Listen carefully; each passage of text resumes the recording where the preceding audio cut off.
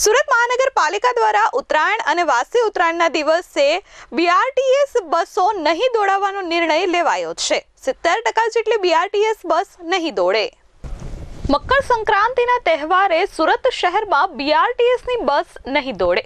સુરત મહાનગરપાલિકા દ્વારા 367 બસ નહીં દોડાવવાનો નિર્ણય લેવાયો છે, કેમ કે મોટા ભાગના પતંગ રસિયાઓ બીઆરટીએસ કોરિડોરમાં પતંગ ચગાવતા હોય છે અને ઘણી વખત નાના બાળકો પતંગ લૂંટવા માટે બીઆરટીએસ કોરિડોરમાં દોડતા હોય છે। ત્યારે પૂરપાટ ઝડપથી દોડતી બસો અચાનક કોઈ અકસ્માત ન સર્જાય, જેના કારણે બસ સેવા પ્રભાવિત કરવામાં આવી છે। 367 જેટલી બીઆરટીએસ બસો નહીં દોડાવવાનો નિર્ણય પાલિકા દ્વારા લેવામાં આવ્યો છે અને લોકોની સુરક્ષા સુનિશ્ચિત કરવામાં આવી છે। બસ સેવામાં 15મી તારીખે 70% જેટલો કાપ મૂકવામાં આવ્યો છે અને 14મીએ 30% તેમજ 15મીએ 50% બસ નહીં દોડાવવામાં આવે।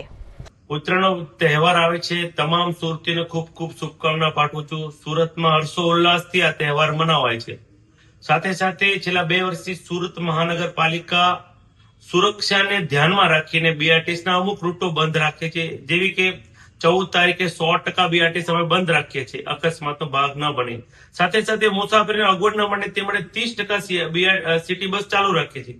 એવી જ રીતે 15મી તારીખે 30% બીઆરટીએસ રૂટ બંધ રાખીએ છીએ અને સાથે સાથે 50% સિટી બસ ચાલુ રાખીએ છીએ। સાથે સાથે નમ્ર અપીલ કરું છું તમામ સુરતીઓને કે તમે જ્યારે પણ બહાર નીકળો ત્યારે ટુ વ્હીલમાં જતા હો તો સેફટી ગાર્ડ સાથે નીકળો અને ગાડી ધીરે ચાલો।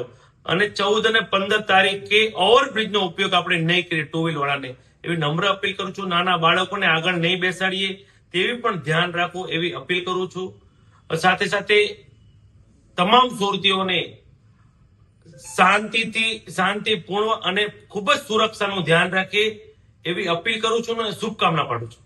Bureau report S24 news Surat.